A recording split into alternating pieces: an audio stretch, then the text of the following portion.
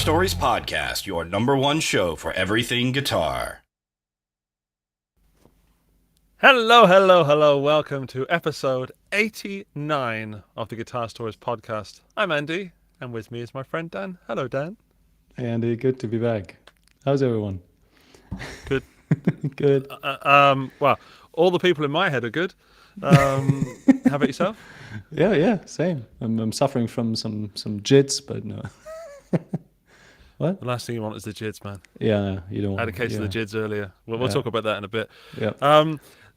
Let's get straight to some good news. Some good news is that we are joined by Jake from Jake Leigh Guitar today, and I can't wait to talk to him because every time I've spoken to him, it gets a little bit weird. There's this weird connection that Jake and I have that everything gets a bit weird, and I'm hoping that it happens multiple times tonight. Yeah, second attempt, so I'm glad we finally could make it happen. You know. Yeah, absolutely. Yeah. Last time we had to cancel a show due to some family issues, but glad to be back. And he's on fire. I mean, I'll say some words about him, but he's a very special person, and I might say also a fan of the show. So it's cool to have someone on the show who actually knows what we're doing here, right? Yeah, I hope so. Yeah, it's good. 1 out of 3 is not bad. Let's have a look in the little chat. We've got Sarang is here. We've got Chris Franklin. We've got Valeria. We've got Thomas Steiger. We've got Chris Borrowy. That's a good name. Hello. And Michael Lerner.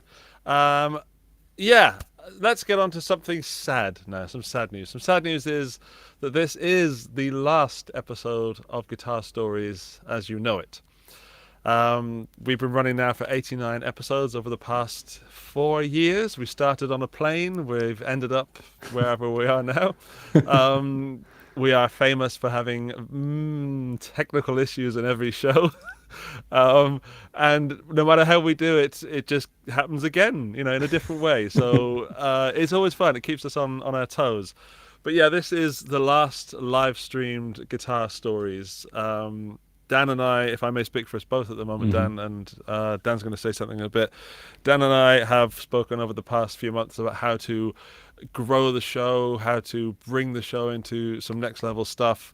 And we've tried, and it for some reason just didn't happen. And what we've done is we've accidentally grown into this weekly live show, which is a lot of work. It's a considerable amount of work to put the show together. And I know that Dan and I still love doing the show. However, we want to do something that is achievable in the future. So doing the weekly live streams and getting guests every week is more work than we really figured it would be. And it's not achievable, it's not sustainable, and it's causing too much work. And I want to do a show that I'm full on excited about and full on energized about, and sometimes that's not possible for me because it's a full day of work for both of us and then a show at night, and I feel like I'm not giving my best. So I also want to make something that's enjoyable for you, the viewers and listeners, and I don't think I can continue doing that the way we're doing it. So Dan and I are Guitar Stories is not ending as such. It's just the Guitar Stories in this format is ending. So we will not be doing it weekly live streaming like this for 90 minutes because it's not working for some reason. But we love what we do, and we're going to... Well, I just don't want to get rid of those jingles, but we're going to keep this in some format or another, and more news on that in the new year. Right, Dan, have I covered everything, or is there anything you'd like to say?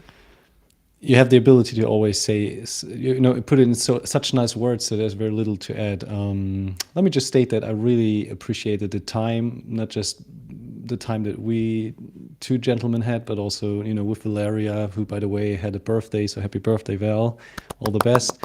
And also Sarang and all the others. It has grown to some sort of like geeky family. And this is quite an achievement because I always had the impression that it's a very a very healthy atmosphere, very positive atmosphere where everyone really enjoyed talking about guitars, talking about gear, except for the chatbots. Um, and like you said, this comes to an end because it's just so time consuming, and also we've tried to get all the important or the quirky or the interesting characters from the industry. You had guys like Joe Fenton, who painted the Tremonti guitars, and various artists, from all different brands, YouTubers. It has been just a privilege to talk to all those guys and to introduce them to some of our viewers. And let's see what the new year brings. Andy and we had some intense discussions about how to kind of revive the show, or how to kind of further develop the concept, and we'll see what we can do about it. But it was a hell of a ride, and I think 89 episodes in that format, that's quite an accomplishment. Yeah, so no spoilers, but we're going to do airplane only episodes from now on. So weekly flights. Yeah, we've met some amazing people. We've been behind the scenes with... I've learned a lot, and I've gained a lot of new friends. And to segue back into tonight's show, one of those friends is with us tonight. Isn't he, Dan? He is. And tonight we welcome, with the second attempt, like I said, metal guitarist Jake Leigh, whom we are going to call just Jake from now on. Right, Andy? Just Jake. Yeah, he's from London, and if I'm not mistaken, he started his channel at a quite late stage in 2020 on YouTube. And despite us calling the episode "Why More Metal Is More Good," he is actually not just a metal guitarist, but also a punk rock player who has very good skills and is very enjoyable to watch on YouTube. He recently became signature artist with the British brand LT Custom Guitars and created his own signature model called the Pioneer, and I'm pretty sure we're going to talk about that because this is probably his very personal guitar story.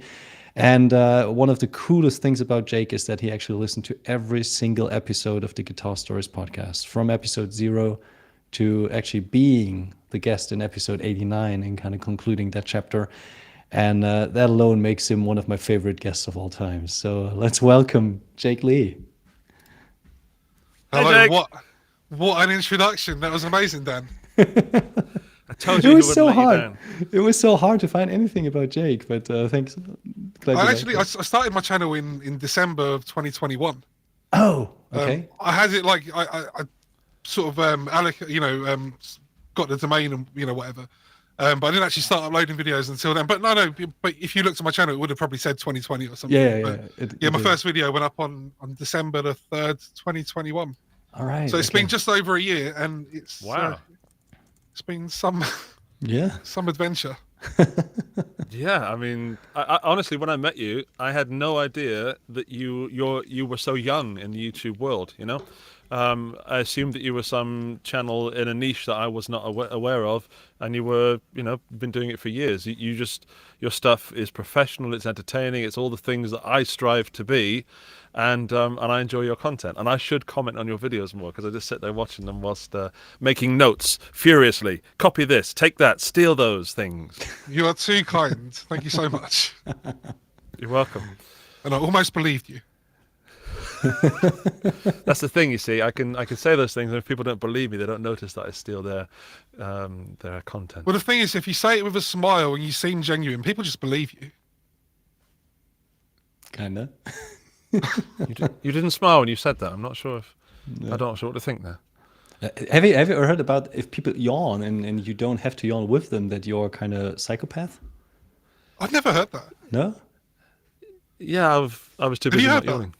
I've heard that. Yeah, if people in the room yawn and then one person doesn't, then they're the psychopath. Yeah. I'm going to be consciously thinking about that all the time now. It messed with me for years. I was like on edge, like get ready to yawn. I always had a yawn stored just in case, Yeah. one in the bank. Oh, yes. Must start yawning more. You learn something new every day. Yeah, definitely. It's really weird that, I mean, it's genuinely so sad that this format is coming to an end. I've always kind of thought, imagine how cool it would be to like get the text to be like, oh, you're coming on as a guest. And then I got that a few weeks ago. I was like, no way. But But it's almost like like do you watch Walking Dead? Yeah, of course. I did, yes. Well, see, like when someone gets bitten in Walking Dead, and they're like, oh, and it's all sad, and there's the sad music and that, and then they get the person who they love to like kill them so they don't turn into the zombie. I feel like I'm the person putting a knife into your ear. Okay. I feel like I'm doing something really kind and loving Yeah. by Putting stabbing us you to in the sleep. face. Yeah. Now you put it that way. I It's very It's quite romantic. emotional. It's very romantic. Yeah, I agree. thank you for bringing the knife. Anytime. Anything for you, Andy. Oh, there we go. Here we go. Right. Well, it wasn't going to take long, was it, really? We had a little titch of that anyway. Right. So we should do some jingles and talk about some gear because, we don't want to talk about music or actually playing the guitars. We want to talk about acquiring more of them and looking at them. Mm-hmm. Jake, as you are our honoured guest, you can choose who goes first and which jingle you would like to hear. I'd like to see what Ibanez Dan's picking this week.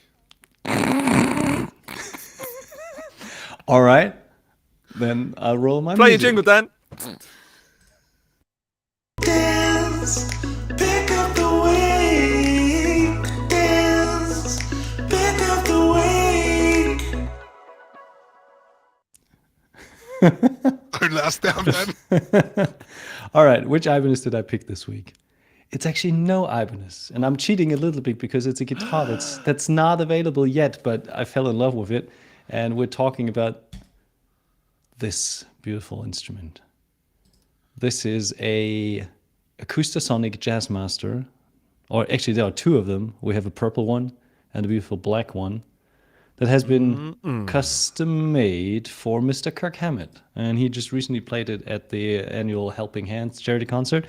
With among some other guitars, and I was just blown away by the sheer looks of it. The Acoustasonic Jazzmaster is arguably the most sexy Acoustasonic iteration, at least from my point of view. So seeing that being Hammett-fied or Metallica-fied with those kind of inlays and the cool purple and matte black finish is just something that takes it to the next level. That is pretty insane, Yeah. That's just my pick of the week. There's not a lot to say. We could speculate, but there has been no information about that guitar ever becoming a production model. So it might just be a one-off for Kirk and for that occasion. But again, let's take a close look. It's a matte purple body. We've got those super wicked inlays. I don't even know how they are called. I think he always comes up with some weird ideas, some satanic or I don't know. It looks like some devilish symbols. It's pretty insane. The Jazz Mistress. Jazz Mistress, yeah. So hey, here's Jake. And don't you know somebody who had something to do with that guitar? Unfortunately not. Do you? I think you do. I think I saw on Pat's Instagram from last week that he had something to do with that. No way. No really? way. I was just looking through. I can't see it, but I'm pretty sure he put something up earlier saying that he had something to do with it. Let me do some research. Maybe I can add to the conversation. But first of all, I'm super curious to hear what do you guys think about the looks and the guitar itself. How do you like it? Purple all day long. All day long. Exactly. Okay. It's like purple, yes. Okay. And what about the matte black one? And again, Nah. you don't Yeah. know? Not a fan? I don't dislike it. Just it's like,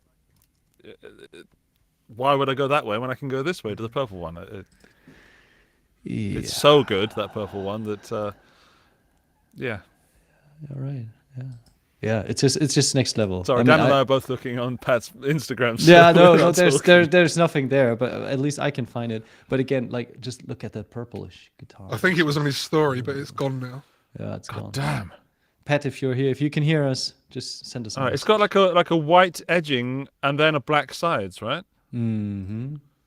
So it's like a white part before the edges. So it's just very, very beautiful. And I have a Jazzmaster Acoustasonic, and they are great. They're truly great guitars, and they've made the look better for that. I think the the Acoustasonic range was too much for the guitar world when it first came out, and I was at Fender just before they released them, and they were so stoked about it. And then it kind of it was not a miss, but not a hit at the beginning. And now people are actually seeing them being played live rather than just being some gimmick. And seeing Kirk Hammett play one is that's going to open up the doors. I think Sarang liked it very much. If I remember rightly in this chat that he says this changes the game for Acoustasonics in my book. Yeah. Yep. It's a strong pick, Daniel. Strong pick this week. Thank you very much. And I really like I just pointed out that white binding. I'm not even sure if maybe the top of the guitar is matte, then there's the white binding, and there's the rest of the guitar is glossy, which would make it look even cooler. It does look matte, doesn't it? Yeah. I mean, that's pretty wild. Yeah. So that's my pick, and with some slight hopes that it might at some point get into production. But actually, that would make Kirk Hammett a artist with 3 signature guitars with 3 companies. I think I've never heard of that before, because he's got the Greenie, just had a Greenie release with Gibson, and of course with ESP Ltd. He's got a plethora of signature guitars. But maybe we'll see something with Fender. You never know. It's Metallica, right? And we definitely need to see more sort of a Fender Acoustasonic stuff on YouTube. Nobody gets sick of that. Enough. No, not even on release day. Yeah. All right. Strong pick. Strong, solid start to the show this week, Dan. I'm proud of you, and also a little disappointed that it wasn't an Ibanez, that you didn't just make up an Ibanez, that doesn't exist, just to get it in the last episode. I could have picked Kurt Hammett's old Ibanez, back in the day. And he had that. You asked for it, Andy. Yeah, he had that. I think it was an RG570 that he always threw around. That guitar. That guitar was basically covered in gaffer tape. It had so many dings and dongs, and hit the stage, etc. Jake, do you want to go next? Do you want to go next, Jake, or should I go next? You go next. All right, I'll go next.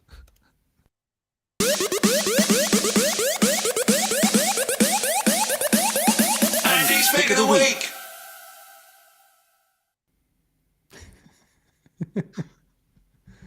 All right.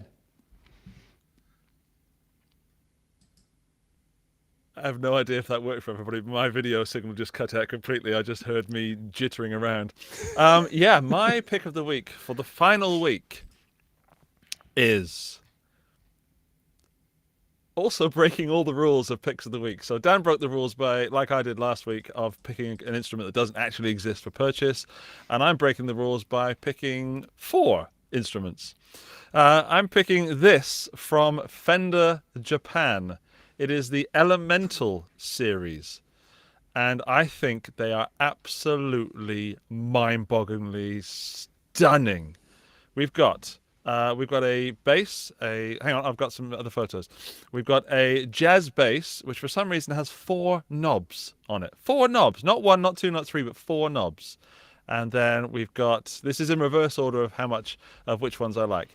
Then we've got a Jazzmaster with humbuckers and a Tune-o-matic and stop-tail bridge with only 2 knobs and a 3-way switch. Then we've got a Strat, which is also a 2-point trem, but also 2 humbuckers with this funny little scratch plate underneath the humbuckers on the lower back with 3 knobs. And then right at the top of the pile of gorgeousness is this Telecaster in, I want to say, Arctic white with a pearloid scratch guard, which normally would make me gip, but this week that fits. And humbuckers and telly and matching headstocks, I should say. So let me just calm down, and if anybody wants any more specs and stuff, I can give them to them. What's the initial reaction, gentlemen? I get what you mean about the pearloid pick guard and the white. Normally that would be a no-go, but... Yeah. It works, doesn't it? It just looks good. No idea. It just works. People that listen to the show regularly know that I love Fender Japan, and Fender Japan has sometimes even better, or sometimes the best Fenders are Japanese Fenders, and it makes me sick because I can't get them, because I am not Japanese, and nor do I live in Japan. So, I mean, I could if I really tried. You know what I mean? So I out of those 4, what's the number 1? Number 1 is the Telecaster, man. I just think it's absolutely amazing, stunning, which is odd because normally I would go for a Jazzmaster in that, and the Perloid pickguard normally puts me off. But something about that telly. I mean, telly all day long anyway. But that telly, it reminds me of the Troublemaker telly. Do you remember those when they did the Les Paul inspired Telecasters, where it's very minimal? I think it's that pickguard on this one. They're coming in at 170,500 yen, which I've worked out is 1,300 euros thereabouts. Oh, okay. For made in Japan, that's a fair price. The telly, where I'm just bringing up some. Yeah, I think so. They've adopted colors inspired by elements, which refers to elements such as fire, earth, wind, and water, to read from their translated website. We've got a 12-inch radius fretboard and a C to D compound back neck. Back neck. Sorry, I'm actually literally reading off the website, which has been translated. The back neck. The front neck. No. There's only two colors, stone black and Nimbus White. Again, this is translated, but in the future there'll be other colors for the other elements. Okay. Medium jumbo frets. It says 2 modern modified humbucking pickups, but it doesn't say what they are. Again, I know we only go on looks because that's the most important thing, but I would rock that on stage. Oh yeah. Well, like you said, it's actually always a duo. You have 2 white ones with the telly and the bass, and then you've got the Jazzmaster and the other Strat.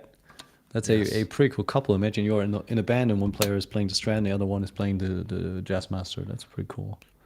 Do you know who I could see playing this? No. With the Strat, it just totally changes the look of it, doesn't it? Yeah. Yeah, it looks like a very different instrument. It's like a Carbonita kind of thing going on. But if Polyphia ever want to change company, I think those guitars would absolutely fit Polyphia very well. Yeah, I hear you. The only thing that really boggles my mind is that they didn't go with dots that kind of have something special about it. Either with black dots, that would have been pretty cool. True. Or with some sort of super aggressive white dots, or I don't know, mirror dots, or even with blocks. I think especially on the white one, blocks would look red. Yeah, that's what's missing for me to make it absolutely complete. White blocks on maybe an ebony board would look fantastic on that telly. Yeah. But yeah, it kind of reminds me also of the Buckethead Les Paul. Yeah. And also Jim Root has some Jim Root Telecaster vibes to me as well. He always has those one-colored or unicolored iterations of the Jazzmaster and the telly. So, yeah. Strong pick. Very strong pick. Thanks. Poo Ninja's just written Polyphia, the Fender Polyphia cover band. Thank you, Poo. That's a good one. Nice one. But since we have to pick one, otherwise it's unfair. If you know, I'll Jake go for the telly. I'm going telly. Okay. Yeah, telly. All All that. Gotcha. And yes, Sarang, it has a serious Aerodyne energy about it. Absolutely. I dig the Aerodyne series hard. And I used to have an Aerodyne bass, and I stupidly sold it. Black one. Great. All right. However, we've got one pick left. We can't decide that I'm the winner yet. We have to just, pander to our guest for a little bit. Okay, so let's go into full YouTuber shield mode, as it's known. I'm ready. Throughout the industry. My pick of the week, if I can go to a full screen. Hang on. Yeah, all right. Just give me a minute. I knew you were going for it. I just had to press a couple of buttons. Is this guitar right here. All right. Oh, what's that, Jake? This guitar is called the JL1. And no prizes for guessing what the JL stands for. But if we look Jimmy at that Longbottom.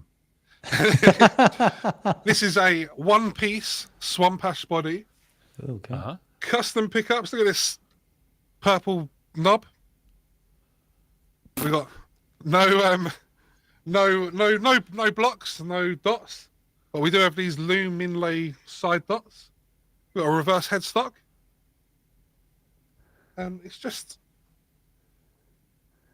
if you look, the pickups are loaded in. Is that a signature? Strangely enough, this is a signature guitar, and if you're interested in this signature guitar, you can go to LT Custom Guitars and purchase one of these signature guitars. Who's got a signature guitar with LT custom guitars? Well, With look, imagine. I mean, you're looking at it, you're probably thinking Ibanez, but better, maybe. It's kind of got that offset look at the bottom. I do like it. That cool headstock. And look at this on the back. Locking It's upside tuners. down, but- Oh, and what's on, that? What's on the Hip back? shot locking tuners. I can't. Oh, Oh yeah. How about that? Nice. LT Custom Guitars are a small British company. That Lewis, he makes all the guitars there, and he's done guitars for Leigh Fuge, and a load of other people, and he makes like Strats and Teddies and that kind of thing. But also he does this shape which is called the P1, and I've made a few small changes on it, and now it's become the JL1. So yeah, that's Sweet. my pick of the week. you've picked your signature guitar. I've got to show the photos you've sent me because you look stunning in them. So here he is, looking all moody and and big. You look huge in that. You know, it looks like a small guitar, like I make guitars look. Then we've got a more autumny kind of one. I quite like that one. And then another autumny one where you've taken the guitar out for a little, stroll on an afternoon. And then this one where you're holding it by the top horn and someone has tried to put a ticket on your car and you're staring at them, so they remove the ticket from your car immediately.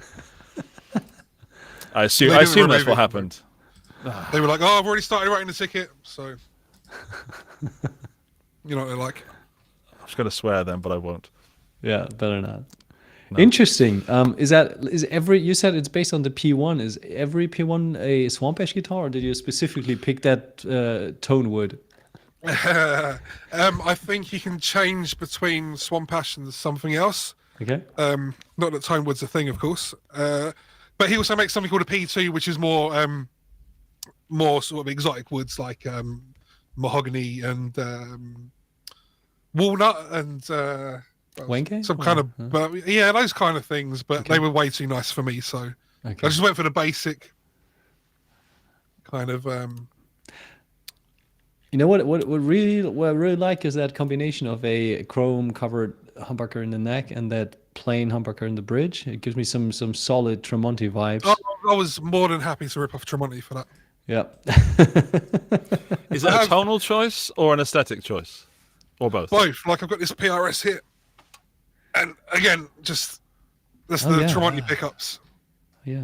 So yeah, Nice. the pickups are kind of based on the Tremonti pickups. They're as close as I could get. They are handmade, hand wound from Alchemy, and they're the specs that are very similar to the Tremonti pickups. Okay.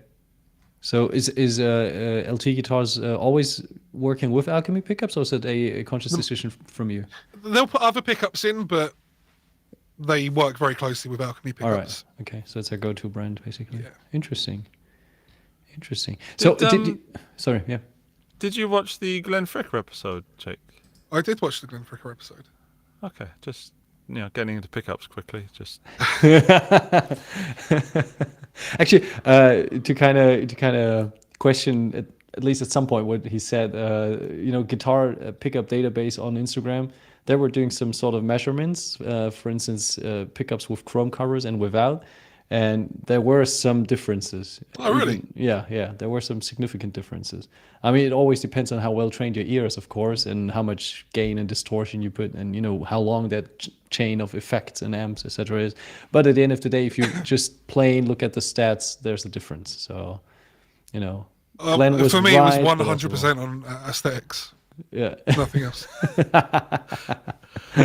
I applaud that, and I applaud your honesty. I really like it, mate. I think it's. Oh, thank I've you. seen it before, of course. First time I've seen it like moved around, so I like the arm curve thing. It's really, really comfortable, and it's really light as well. It's, I think, £6.4. What's that in kilograms? I'm not savage. 3.5. Okay. I have no idea. No, or 3. 6.4 pounds in kilos. Come on, Google, don't let me down. It's 290, 2 kilograms. Oh, wow. 90. Oh, okay, barely under 3. Super light. Sweet. That's cool. One thing I'm not certain on is the headstock. I like it all. The headstock is It's strange. It reminds me a little bit of my SGV from Yamaha. He says, pointing at a guitar that you can't see. There's the SGV. So that's more extreme, but it's a bit like that. So you've got less headstock than usual. The cool thing about the headstock is it's got a perfectly straight string through, whatever it's called. You know, there's no break angle or anything, so it stays in tune really well.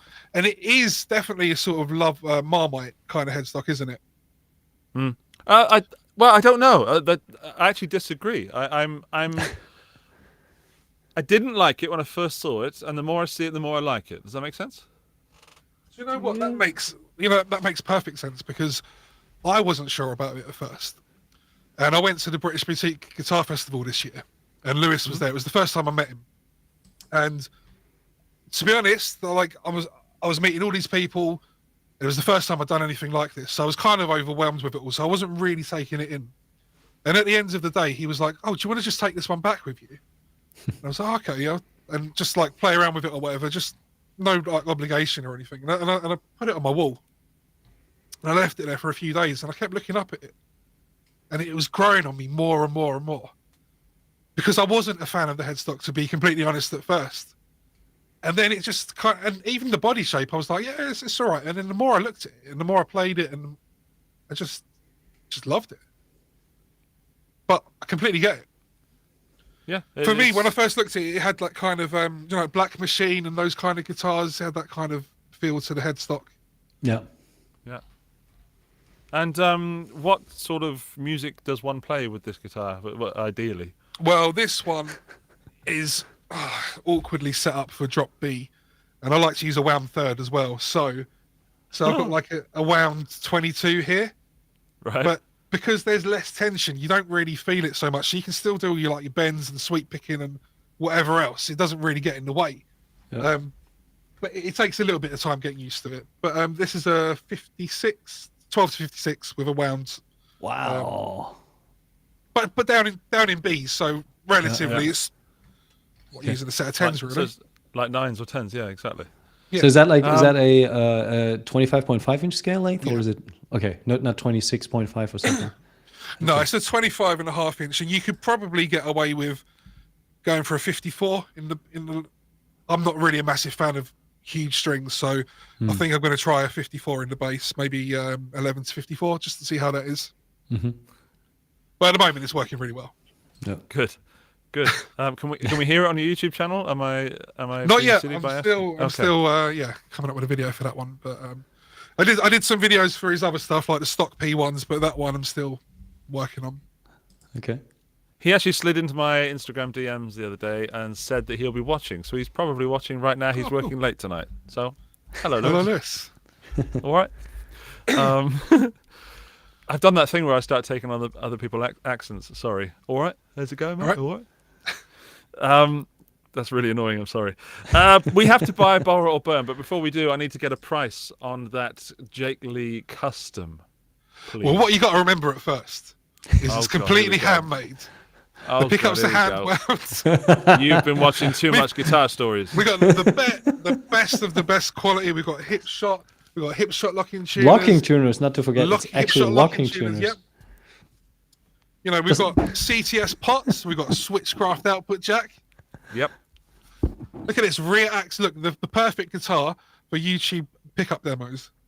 Rear axis, so you don't have to take all the strings off. Pop them out, change the strings. It's not quite the cream tea kind of thing going on. Jake, show me the money. Hand built in the UK by Lewis himself. 17.99. Not so bad. That's not so bad. Not at all. Or you can get the stock really P1 for like 16.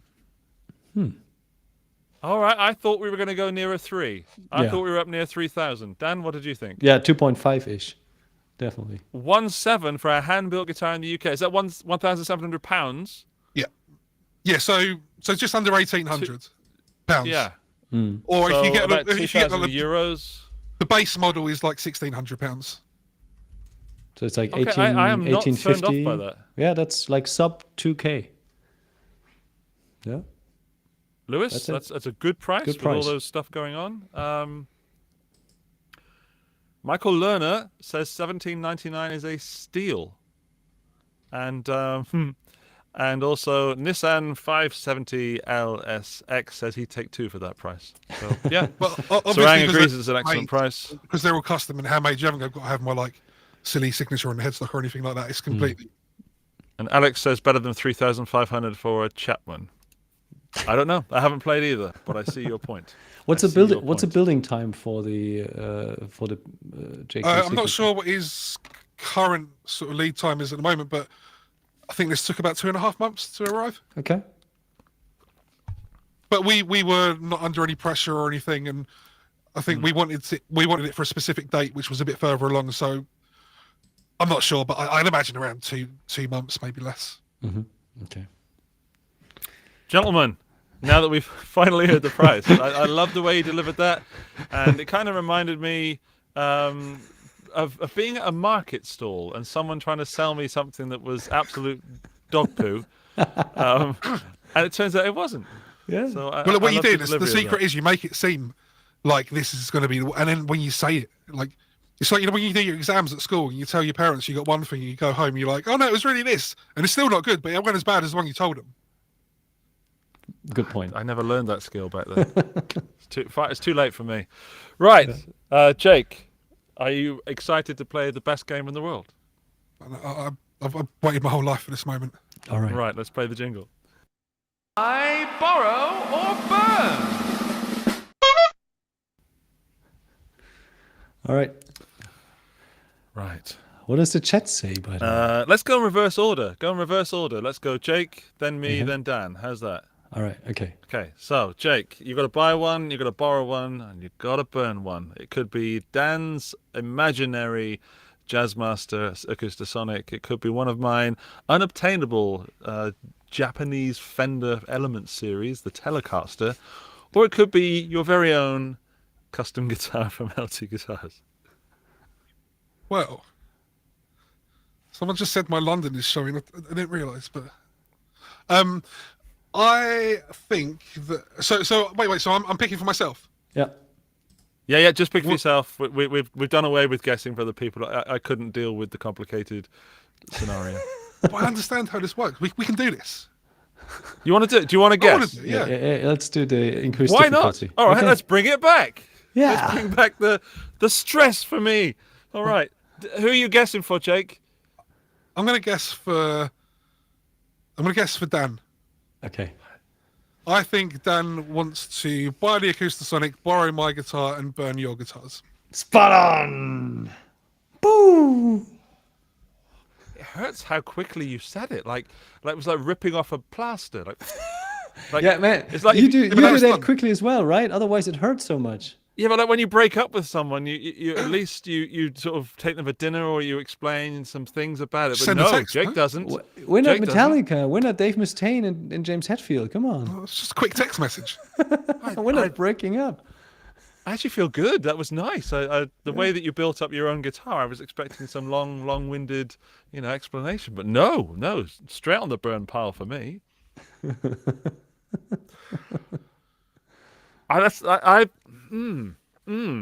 Yeah, I would have also guessed the same thing for Dan.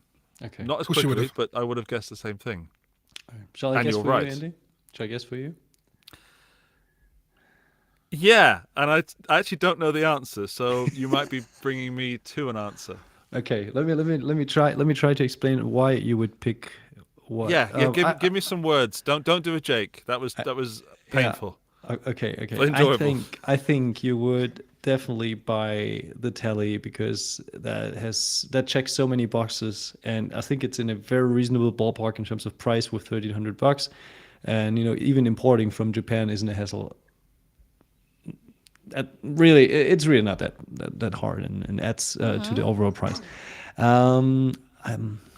I know I'm very harsh here, but I think you are a Jazzmaster aficionado and you like purple and you like inlays, cool stuff. I really think. Can I just say, like, it goes to a purple on the edge? It goes from like a blue to a purple. Of course. No. That's why I said Andy is a real gentleman, and he would never be rude. But in that case, we're talking about a Jazzmaster Acoustasonic, so he would definitely borrow that from Kirk himself and never return it.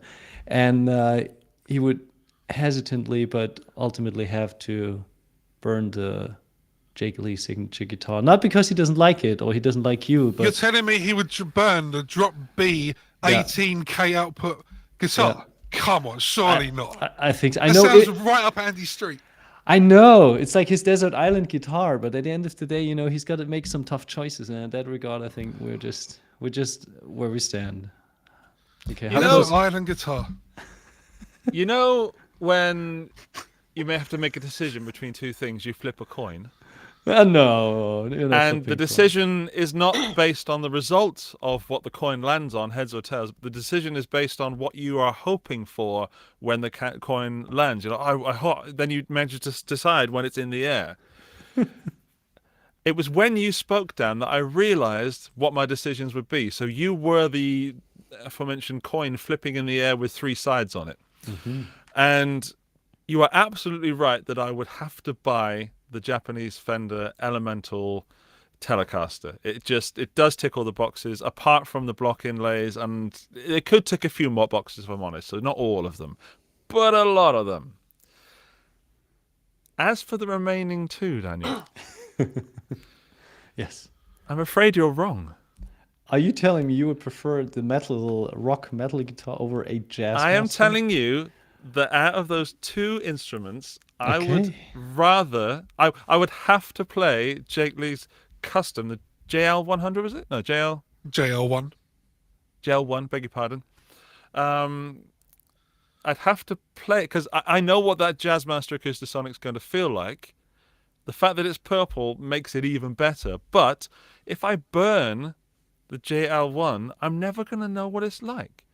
And it excites me. And I need to know if I love that headstock even more. And I'm not doing this because Jake's here. But in the true spirit of the game, where which one excites me more, even though that purple Jazzmaster all day long, I'm so curious about the way Jake presented this guitar. I have to know. I have to know. And setting a match to it would mean I would never know.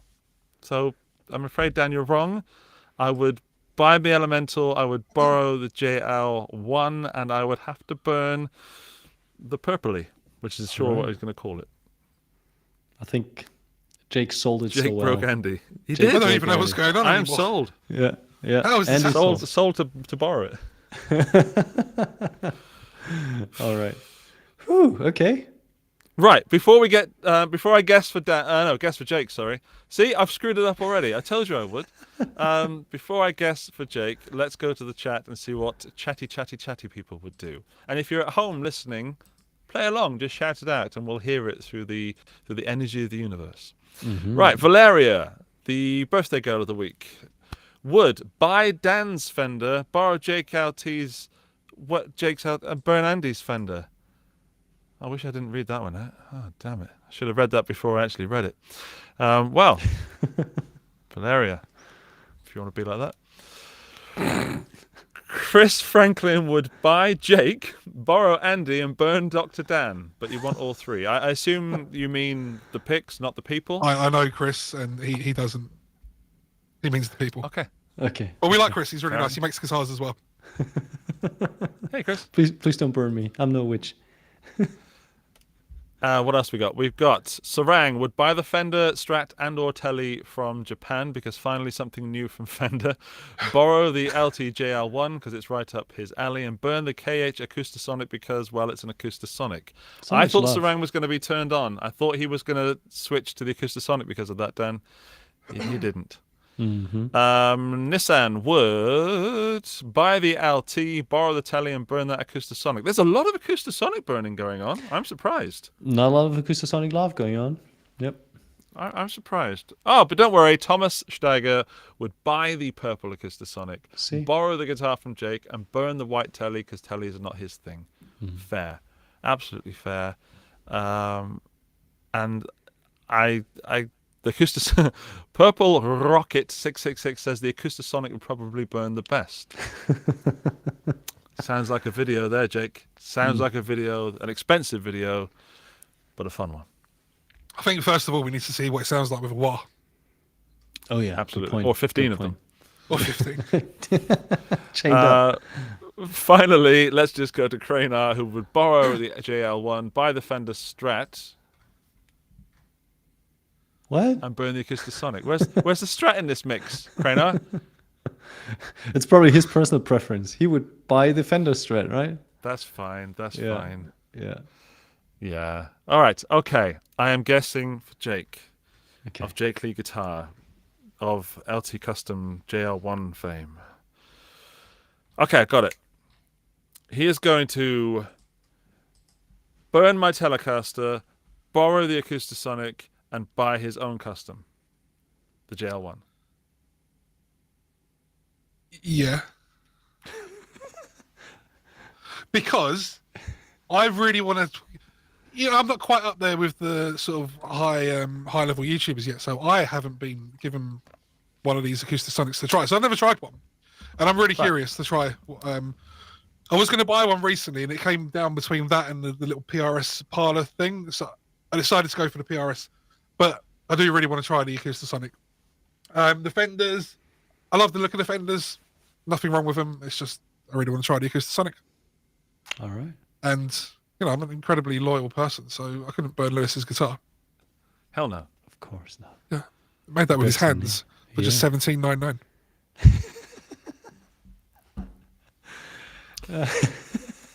Right. Well.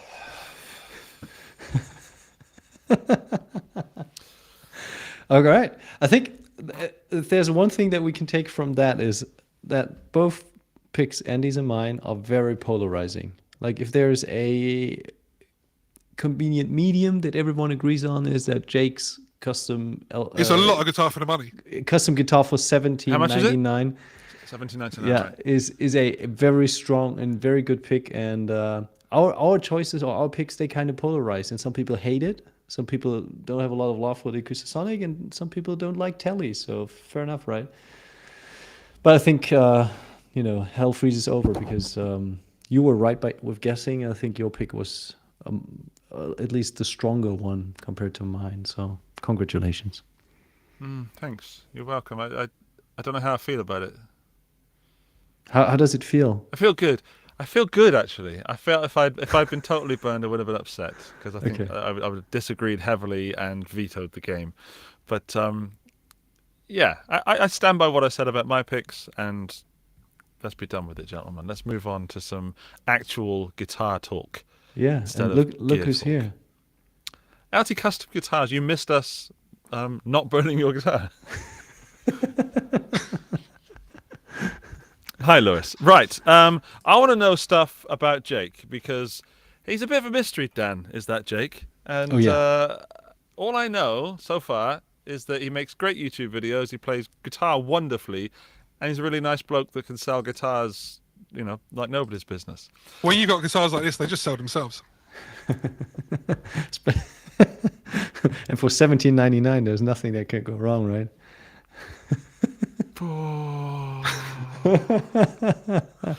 All right, let's start with his guitar story. Jake, I really Yes. want to know, what was the first guitar that you really started playing on and maybe even started to woodshed and kind of discovered the instrument for yourself? Tell us a little bit about that. Well done. I'm glad you asked Oh, you brought it? because I have it. No right here. way. No way. Wow. So this is my Right. first ever guitar. Let's get you full screen. Hang on. It was going to choose me. There we go. No, that's not full screen. There. So this is a Squire Strat. This is a Affinity? Yep. Yeah. Squire Strat. Bought from Argos. Andy will know that. Wicked. Yep. Wicked. This was so I got this in 1998, Christmas, I think. And then I repainted it with my mum a few years later Okay. because I really Why didn't you use wanted paint? Well, I really wanted a Tom DeLonge Strat so bad. And I thought, there's no way I'm ever going to get a Tom DeLonge Strat. So we repainted it and I've done my best. Done everything I could. We've got the Invader in there. The Invader's quite a new. I can see the Invader. Yeah, it's beautiful. It's a great choice. Is it just the one knob? It is just the one knob. Fantastic. All you need? One volume knob. No. Just one tone knob. One volume knob. No tone knob. So yeah. Sorry, I got to stop you for a minute, Jake. We need to do some education, if you don't mind, because Sarang, our good friend Sarang, has just written, "Whoa, I never knew Argos did guitars." It was a different time. All right, Dan, do you know what Argos is? No clue. Okay. Argos is a shop that doesn't have anything in it.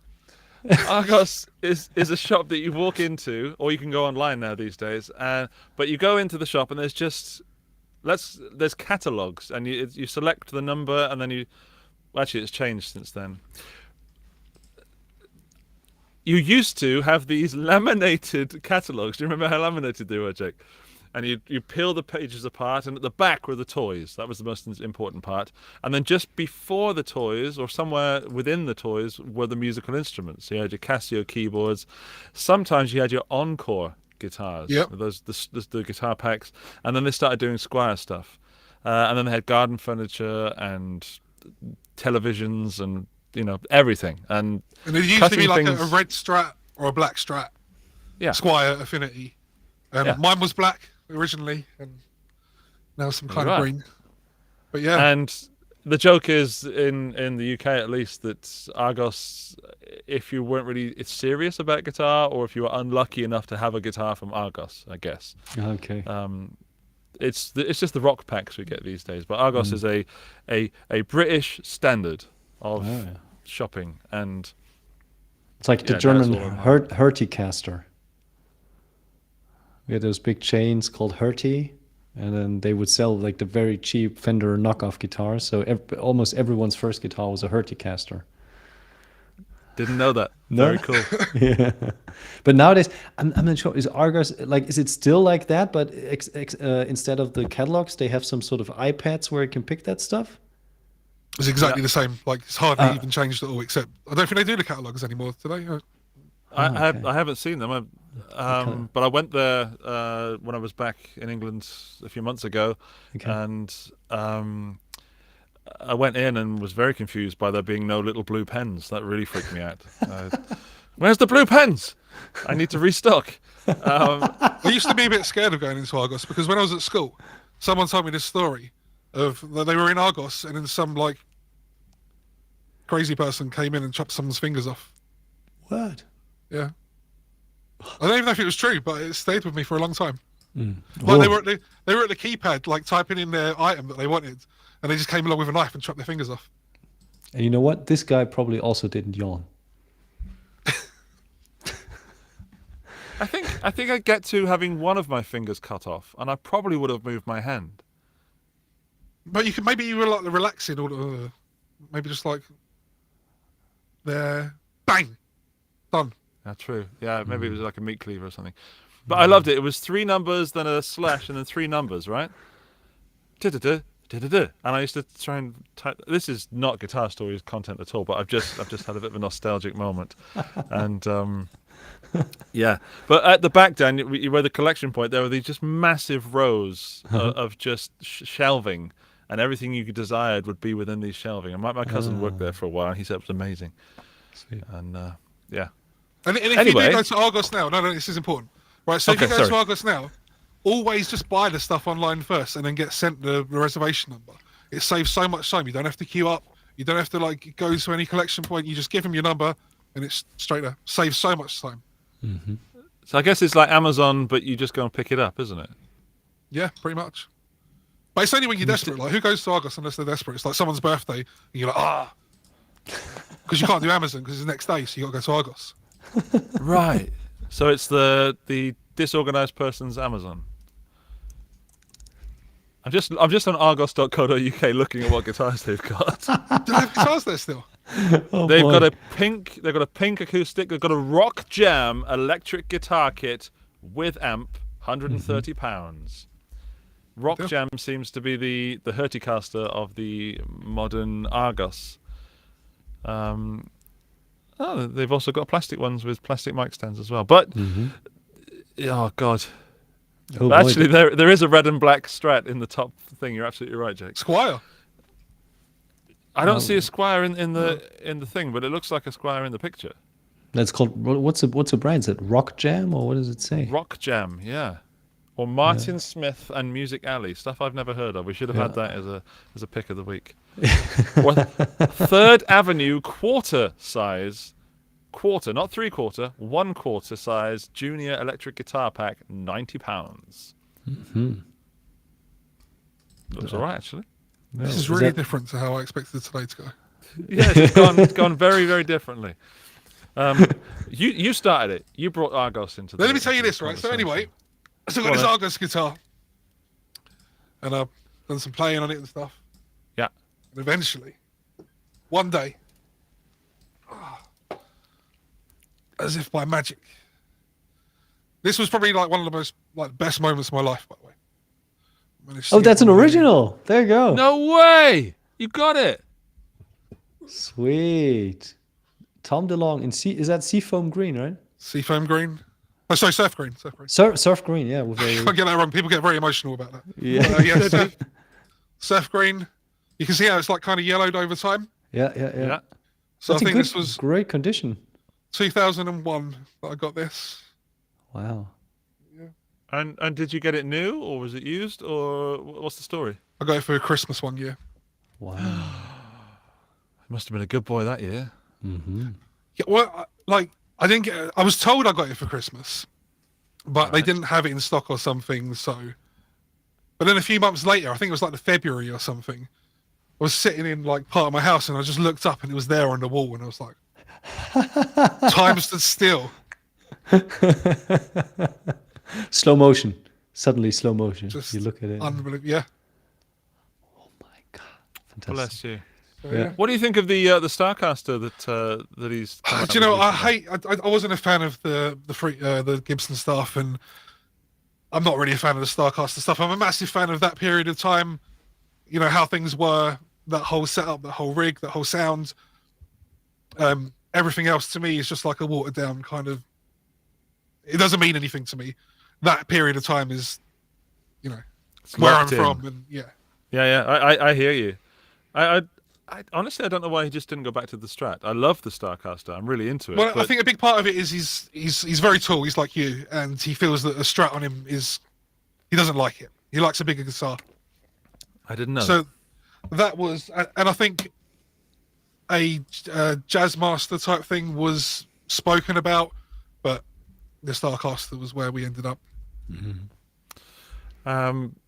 Let's just go back to Argos for a moment, because Sarang says that, by the way, the Argos website says that 34 of those Strats have been ordered in the last 24 hours. That's why we're doomed. There are 34 guitar players that are only going to play for a couple of months now, and then realise that it sounds awful and it's impossible to play. And then they're going to break a string, and they're never going to replace it. That's it. Get guitar over. Mm-hmm. Sorry. We just got €5 from Mikhail. I think that's a nod to a season 5 in some sort of form. It's a nod to a peak. Yeah. It is a peak of entertainment. Yeah. Oh, goodness. I feel really, really like I've just looked down at the chat, and there's so many people that I haven't said hello to. So hello, Adam and Perfecto and Valeria. And I'm not. It's making me look like I'm doing some kind of Oscar speech now. I'm just being polite, saying thank you and hello. You don't have to speak to the normies. No. We don't speak to the normies. Not anymore. We're above that. I'm sorry, everybody. That's a joke. Thanks, Mikhail. Appreciate it. Love you. I shall hug you next time I see you. I mean, amps. Did I see a diesel behind you? It looked a bit like a VH4. That's an Ibanez. What are you talking about? That's the Ibanez VH4. If you go to the full screen, you'll see. I am. Wait. Go on. And then we've got the Ibanez VH4. We've got the Ibanez Series 1. How did I not see that already? Oh, you're a genius. So I that's got so confused because I read the Ibanez, Yeah, but I yeah. saw the knobs of a VH4 and thought, what's going on? You're a very clever little man. Not little man. yeah. You're a very clever, standard-sized big man. that sounded so weird. I do my best. Yeah. Yeah, I heard a VH4 on a recording the other day. It was one of the best guitar tones I've ever heard in my life, and I'm gonna have to stump up the cash for VH4 at some point. It just for that one channel, it just sounded phenomenal. A lot of people say that for the one channel, but channel 1, one of the best clean sounds I've ever heard, honestly. Channel 4, brilliant lead sound. Channel 2 is the only one I'm a bit like, yeah.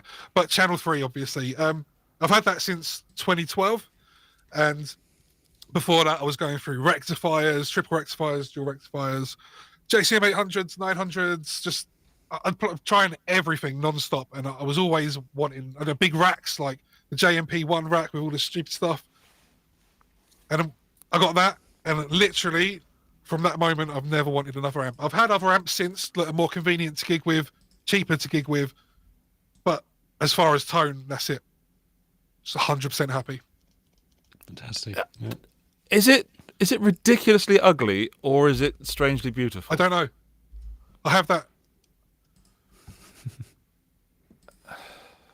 I was also told by the owner of the VH4 that I heard that that the channel 1 needs to be heard. It's not just all about channel 3, but It's like a piano. It's unbelievable. okay, I'll have to try it. With the right But guitar and the right cab. I mean, obviously What cabs could- are the only thing that matter, but Yeah. What cab do you play it through? I've got one of the oversized diesel 212s with vintage 30s. Have I've you got tried? a few others. I've got like an X pattern vintage 30 and Marshall cab, but yeah, the main one is the diesel cab. Do you have a preference when it comes to the actual loudspeaker? It depends on the amp. Usually the vintage 30, but I like the GK100s. I know Adam in the chat, he's not a fan of them, but if you get him with the right amp, it does sound pretty. I think it sounds pretty good, but to be fair, Adam does know. Okay, well, did you see Glenn's thing about the vintage V30s and Yeah, do you have any... these are whatever came with the. I think I got this cab in 2013, so it would have been whatever. But they're well broken in as well. I mean, even when I first got it, I took it to the studio, done all the kind of like breaking in, playing on clean, like really loud, and doing the big chords and that kind of thing. And yeah, and I've used it on every kind of recording and EP album, anything like that I've done. Other people have used it for their albums as well. Mm-hmm. So yeah. Let's talk about your band. Are you in a band currently? Because I've seen some pictures and content of you playing in bands, but not recently. Yeah, it's playing a rock band called Repair to Ruin. We're like a 3-piece kind of drop B heavy rock band.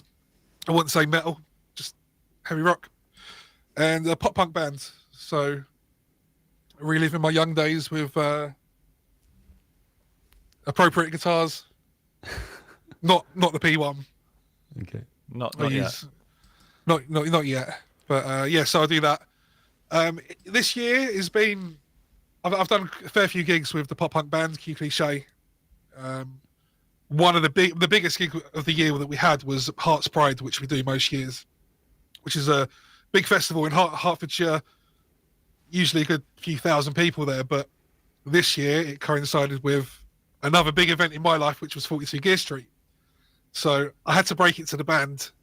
Like, I had to make that but I managed to get somebody to fill in for me. And Wow. Yeah. Wow. But yeah, as for Repair to Ruin, I mean, we gigged last weekend. It was our first and last gig for this year. And then we've got, I think, 3 sort of mini tours booked up for next year. All right. Cool. Brilliant. And are you playing originals or covers in this pop punk? So all originals. We I'd occasionally really like throw- to hear that. I feel bad that I haven't heard it. I feel that I did do my homework, but I couldn't find you. I'm going to blame you for not doing a good enough job of promoting your band there. That's on you. I wouldn't disagree. The rest of my band wouldn't disagree as well. They're like, "You're just pushing this YouTube thing." Yeah. There's no information on your Instagram about the band. There You have to was. you have to scroll through the feed to actually find something. And that is the complete length of our research that we've done. Instagram.com and the Argos catalog. No, but Jake, are you using the diesel as well for the punk? I don't use the punking? diesel live. No, It's too heavy. Okay. So what's your life rate? I've recently bought one of those little pedal babies from Orange, All right. and I use the HX Stump. I've also got a 212 EVH 5150 combo, which again is way too heavy, so I tend to use HX Stump, that kind of thing. Okay. I've been trying to go direct live for the past, since like 2008, 2009, and I think that only now we're getting to the point where venues kind of understand that kind of thing. Mm-hmm. Yeah, I think that the technology was there, and I think that, like, for example, you'll know this venue, the Underworld in London, Andy. So I'd play a few gigs there. The sound would be amazing, perfect. You got your own monitor people, you got loads of monitors on the stage, you got people out front who really know what they're doing. You go to a smaller venue, if you haven't got the backline behind you, it kind of just gets lost, and you rely on the monitors, and it's not a good enough situation. So either the vocals suffer or your guitar sound suffers. But I think now we're just about getting there where venues can sort of understand, because so many people are doing it now. Yeah, it's something I'm kind of doing in my band as well. We're testing out many different rigs, and through having the YouTube channel, we have the luxury of having many amps available to test out. And I would love to just do pedalboard on the floor, straight to front of house, done. Because I'm 41 years old and getting lazier by the minute. Have you tried? Have you done any gigs like that so far? Yeah, but that was way back with a Pod XT in 2008, 7, 8, and it sounded absolute gash, to put it in a word I would have used back then. Sounded awful. Couldn't feel the guitar, couldn't hear the guitar, played totally from muscle memory. Sounded, yeah. I also had a different, it's on me as well, I had a different patch for every song, idiot. So yeah, I'm totally into the pedal baby or the Black Star stuff they've got going, the Amp 1 or anything that's small. I've got an HX Stomp that I'm enjoying. I've recently started using the Plethora X3 from TC Electronic, which is... In fact, I want to tell you a little toot my own horn story, if I may. Okay. Because I've got to. I was flipping through the presets, and I got to one. I wasn't reading the screen. I thought, that sounds brilliant. And I started playing on this setting for ages. I looked over, and it turns out it was a preset that I designed for the unit, for TC Electronic, and it's called Geeky Twangin'. And I was impressed by my own preset. That's a great story. So everyone who's when got I do the review, I Plethora. should put that in there. Yeah. There's about 5 presets that I did, or they Oh, call wow. tone prints or something like that. I wasn't aware of that. Was that done at Gearhead University or no? No, it was done right here. Oh, you did it at home. Okay, Yeah, right here. So fantastic. yeah. What that tells me is I know what I like. It's not necessarily good, but I know what I like, because when I heard it again, not knowing it was my own presets, I enjoyed it. Yeah. That's really cool, because I find that with any of this stuff, like, you run through the presets and there is nothing usable ever, because it's like they just want to show off like the most sort of silly sounds that are possible. They're not usable. They're not real life kind of sounds. So you have to go through and program your own stuff. I think that's the case with the full on, like the Helix stuff and the full on stuff that has amps and cabs and everything. Definitely want to do silly stuff and push the effects to the maximum. I almost said to the max then. Push it to the max. To max, yeah. But the Plethora is just, it doesn't have amps, it doesn't have overdrives and stuff like that. So there's some actual usable things. And I was really surprised by this little unit, having come from things like the HX Stomp, which I still love and still use, but they are guilty of, the preset danger. And what are you using to power? I'm putting that through the Black Star Amp 1 and the Pedal Baby and the Thermion I can't remember what it's called, but the Thermion power amp thingy. I'm pushing that through some vintage V30s behind me. I'm always rotating gear. I'm guilty of never having the same rig twice, which is very frustrating for people that play music with me. It's good you have to create presets, because then you can just dial it in like that, right? Yeah.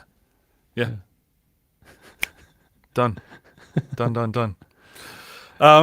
Yeah, I also pop punk. I remember I was massively into pop punk back in the day, but I was ashamed of it, which is, thinking back, was so weird, because I think, yeah. Well, I don't want to like offend you or anything, but you're just like a couple of years ahead of me. So you came from like the grunge Britpop thing, didn't you?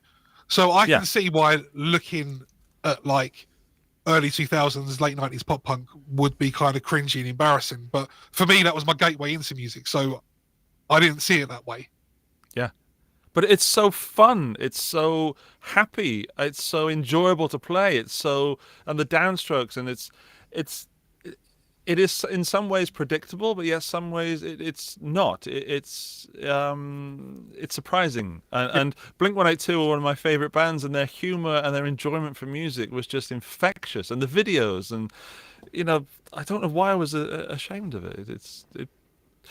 I think you're right. It was the fact that grunge was serious, and down and dour, and then suddenly pop punk was sparkly and shiny and happy and well, for me, it was like looking at people like Tom DeLonge, and you'd look. I mean, I just look at myself. Say if I was born like 15 years earlier or whatever, and the stuff on the radio or whatever was getting me into music was like all this shrapnel record stuff, like all this guitar wizardry. Mm-hmm.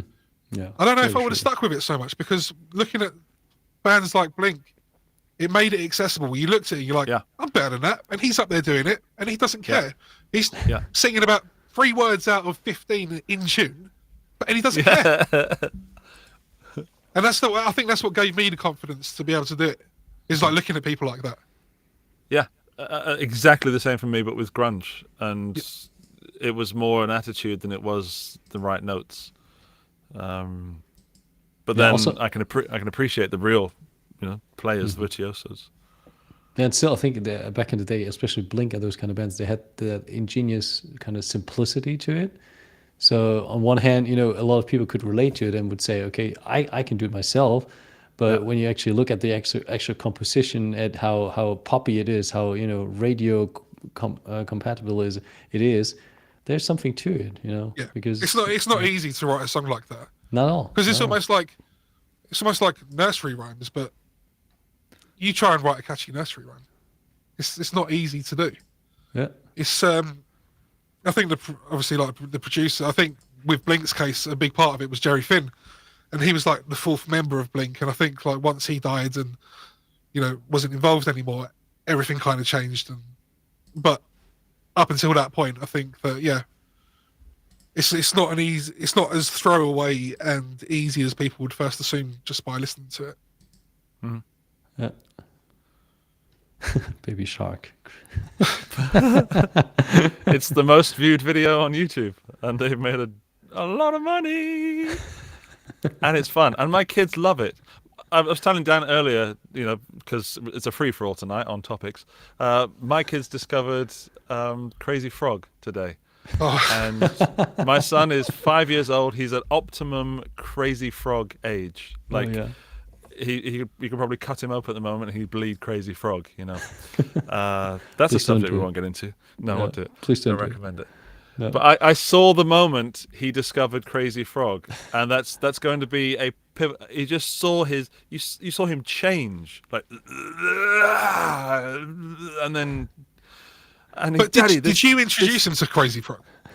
No, they like doing the shuffle dance on YouTube. They put YouTube on the telly, and they watch these people doing the shuffle dance thing, and they copy it, and it's hilarious, and they have a great time, and they're just fully loving life. And then that video ended, and YouTube decides, well, they want people to continue watching, so they streamed another video, which just happened to be Crazy Frog. And as it's playing, he's telling me what's happening on the screen, and you can just see him, like, like just fully in it, but wanting to share this experience, kind of like, you know, what you've just talked about with Blink-182 and for me with Nirvana, and then later Blink and Green Day and stuff. Like just totally being like, okay, this is who I am, you know? And he is Crazy Frog right now. And that is so beautifully annoying. I feel like if we had this conversation in a week's time, I think you're going to be less enthusiastic about the Crazy Frog. Just a little bit. Oh, I am. But I just happen to have the Crazy Frog CD single that I've saved for moments like this, because I used to be a children's entertainer, if you didn't know that about me, anybody. And I have all those things on CD. I've got all the Smurf hits, you know. I Want a Little Puppy is one of my favorite. Do you know, is it like the English Smurf version? Because there's also the German one that's hilarious.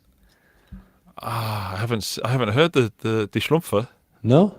With Father Abraham, that Dutch singer, and then they go, Sag mal von wo kommst du denn her? Herr Schlumpfhausen, bitte sehr. That's pretty groovy. Dan just lost his job. So thank you. See it again. No, it's pretty fun for the kids as well. You gotta save those cassettes and CDs and everything. Don't throw it away, guys. Definitely if you don't not. have kids Definitely yet, not. don't throw it away. So what you're saying is, if we were to ever go on like a long journey, Andy, long journey, never together, just us three, like in the Guitar Stories bus. We'll see. Never give you access to Spotify. Never let you be the one who controls it. I'm not all about the Smurfs, man. I've got some, you know, other stuff. Such as? Can't think of anything reputable right now off the top of my head. Just taking a little sip.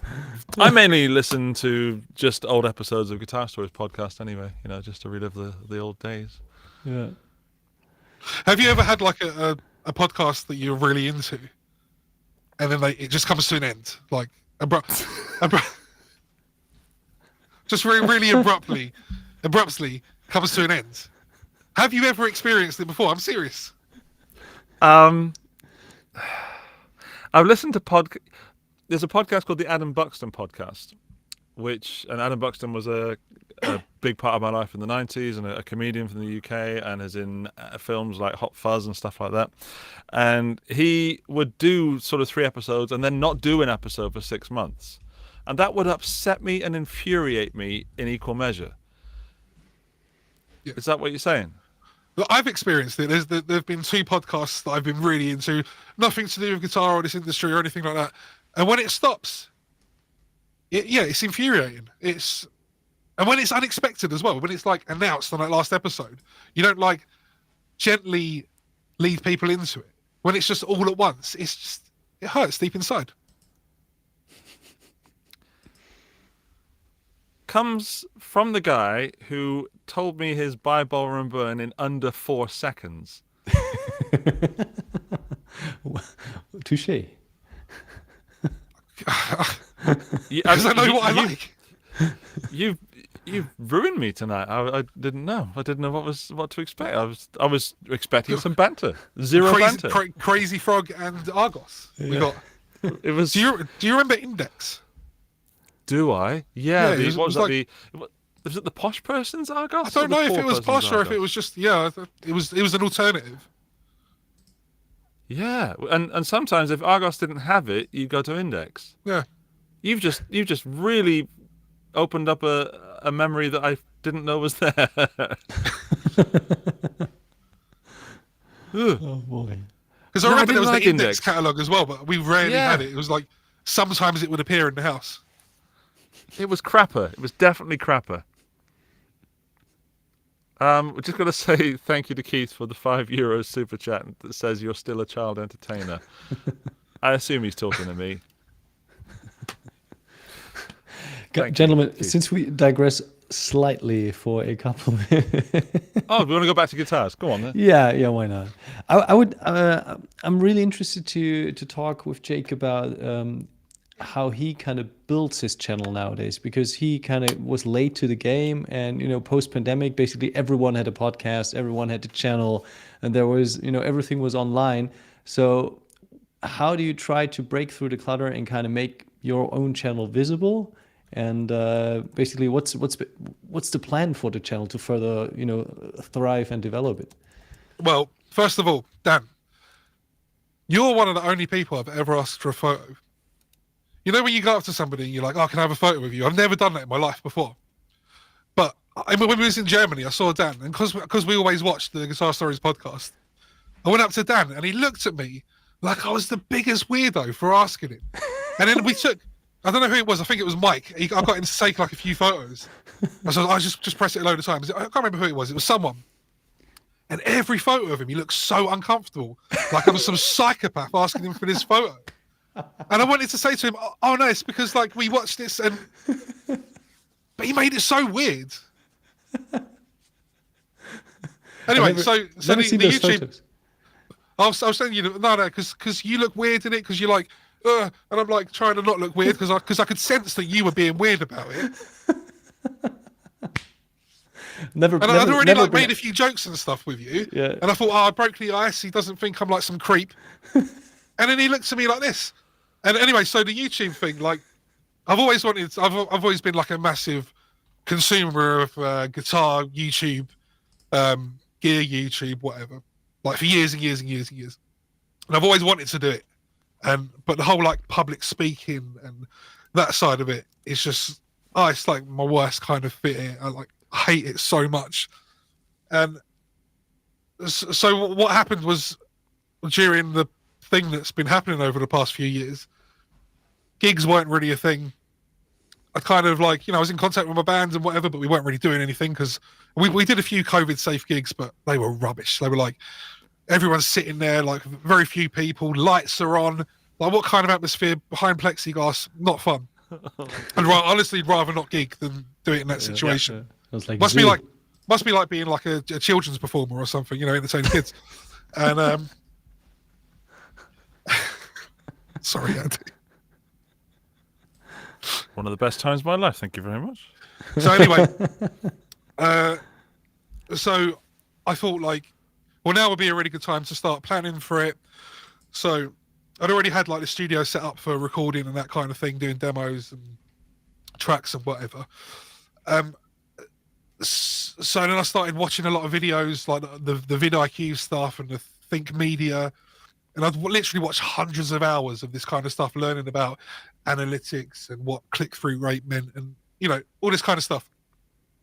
Getting the gear, doing test runs, getting the lighting, buying more lighting because I realised the cheapest lighting isn't very good. Moving from a phone to a camera because I realised learning all this stuff. I had no idea about cameras or anything like that, so I learned all this stuff, and it was just really kind of just really the idea of just pressing record was really scary. Sorry, guys.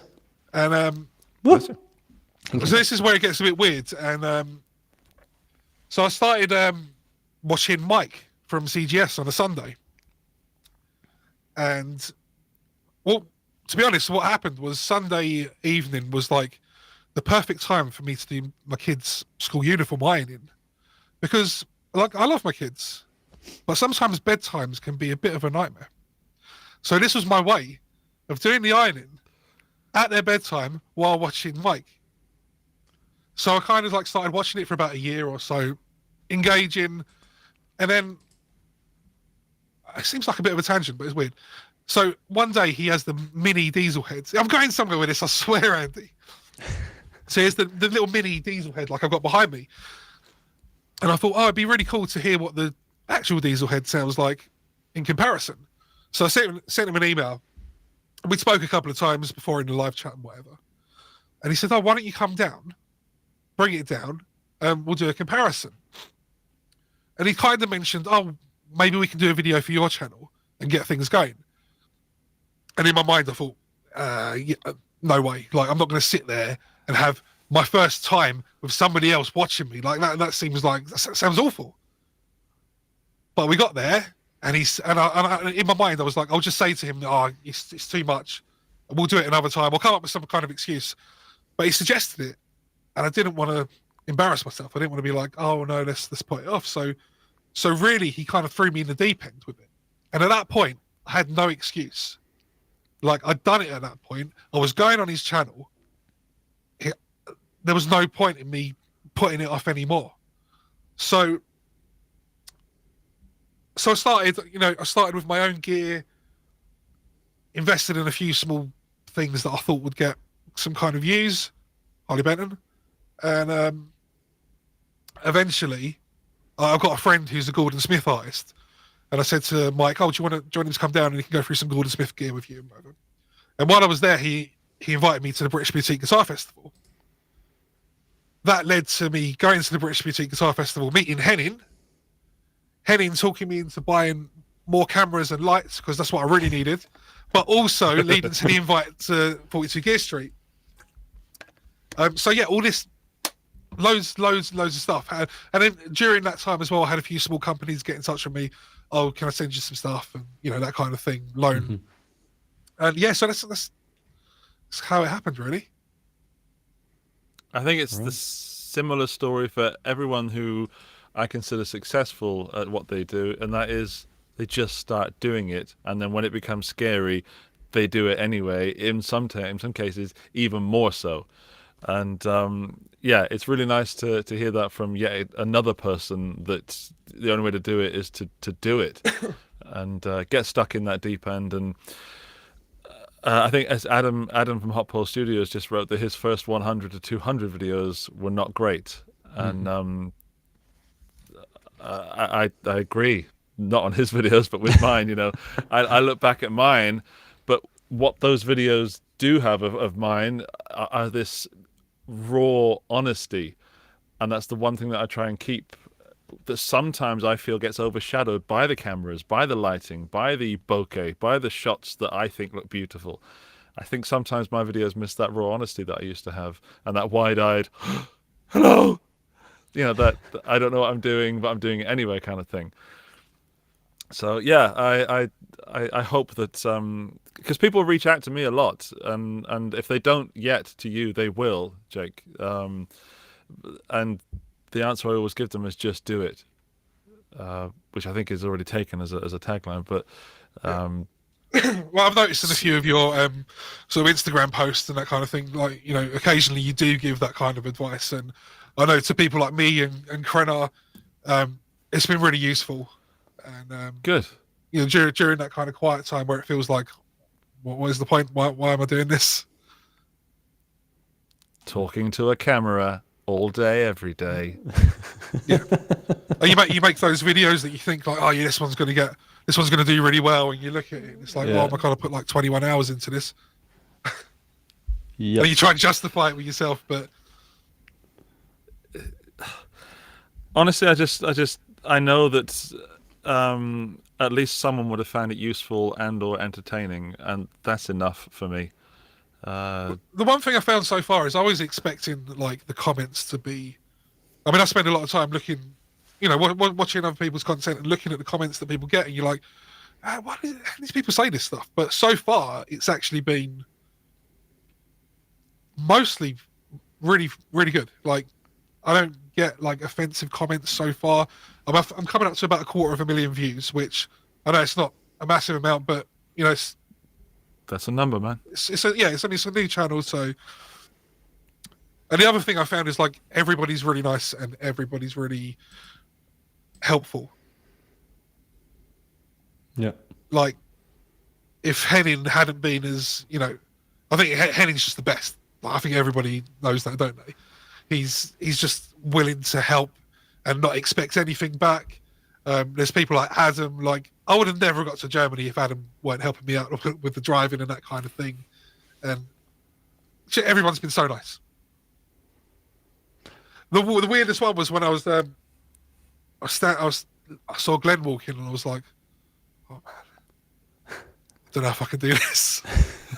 I know. And then I know that. And then I was walking past and he was doing a video of like a blindfold test. And he was like, do you want to do this? I was like, I wasn't going to say no. So like, literally thrown in the deep end with Glenn. I was like, Oh, I just got to go with it. Yeah, was it even one of our Ibanez video? Yeah, it was Ibanez. Yeah, that was super spontaneous because we were supposed to shoot some stuff, and it was like, okay, so who's doing that? And then okay, Glenn, you. Yeah. And, hey, Jake, and I just do you got want grabbed to? and I was like, Yeah. yeah. I was dying inside, but I think I managed to look like I wasn't.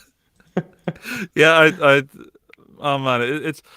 I know it's been a weird one tonight, but I'm so glad that we've come to the end of the show, ending up on the moment we're on now, which kind of makes me rethink everything. Told you there's going to be riots. Yeah, it's so nice to get back to that sentiment of, life is surprising when you just say yes and you just do things and you're shit scared inside and everything in you is telling you to run away and go back to your little comfort zone and curl up. But there's that what if moment, and that what if I do this? What's 100%. on the other side? What's on the other side of that? What's coming? I don't know. Could be bad, could be good, could be really good.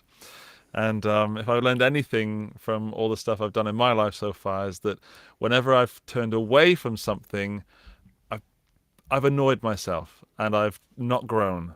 And I guess that is, to link it back to the show and the ending of the show, it's kind of, Guitar Stories is dead, long live Guitar Stories, in the sense that we know this is too much fun that Dan and I have. Again, if I may speak for us, Dan, we've discussed this, that what we do here is so much fun, and the people that join us every week and write to us and listen to the audio version, we know that people will miss this if it goes.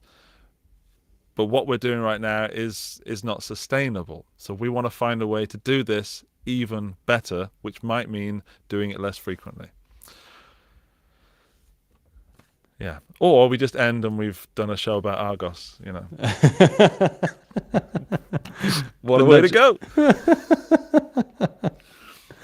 Oh man, it was such a nice ride. And we talked about so many things today. I think we learned a lot, especially about Jake's signature guitar that's only $17.99 and hand built in the UK. That's a steal. That's a steal at twice the price. Yeah. And it was so nice to kind of end on a high note with someone who has listened to every single episode, from 0 to 89 or 88. What else is there to say? Thank you to everyone in the chat. Thanks to Andy for 89 weeks or 89 Tuesdays with you. Thanks, Jake, for joining us tonight. Thank you so much for having me. And next time we meet, we do a proper photo. I don't want one now. You're gonna make it even weirder than the first one. Yeah. Yeah. Thank you, everybody. Michelle's got a point. Michelle sent us €2 claiming that he wants one show with the shirts on. There will be an occasion where those shirts will be worn. Oh, yeah, that would be a good occasion to wear those shirts. Okay, agreed. Deal. €2 well spent. Yep. So we have something coming, Dan and I, but it is not in what you're used to seeing in the Guitar Stories podcast. I can't wait what happens in the future. And Jake, genuinely, you've enthused me. You filled me with energy, and strangely, I want to go and do some ironing. I don't know why. I want to go make some things flat. Just when you do it, make sure you use the proper ironing water, otherwise it ruins the iron. What? So some people think that you can just put normal tap water in the iron. Don't do that. It ruins it. You get rust going in your clothes. Use the proper ironing water. It's probably distilled or something. Yeah, of course. Yeah. Distilled water, right? Yeah. Okay. I don't know if it's distilled, but buy the one the proper one. You get in the shop. Yeah, I'm not going to do that. Why? Because you're gonna ruin your iron. Because I'm going to think about you every time I do ironing now, and think if I just bought that proper iron water, then you've already sold me a guitar tonight. You're not selling me water. But I also agree with you. You're not wrong. I just want to fight with you. It's always better to stay with the corded ones as well, because the other ones, they seem like a good idea, but then you're ironing, you're it's cold now, and then you. Thank you. Some things are better with a cord. Very valuable. Yeah. Okay. Jake, thank you, mate. Anything Dan, to add? Thank you anything, so anything much. last to add? No, if you like that, hit that like button. Make sure to follow Jake. Make sure to follow LT Guitars. Yeah, check out older episodes if you like. And yeah, looking forward to seeing all of you at some sort of event in 2023. Merry Christmas to everyone. I think it's a time to say that, Andy, right? Probably, yeah. Happy So holidays Last show to- before the holidays. Yeah, happy holidays to everyone who's not celebrating Xmas or something else. Take good care of yourself, and yeah, see you in 2023. Healthy and enthusiastic. Definitely. well. And with the correct water. Yes. Right, that's it.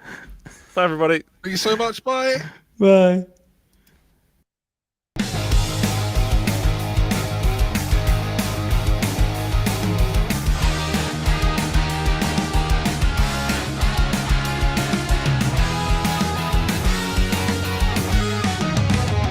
Guitar Stories Podcast, your #1 show for everything guitar.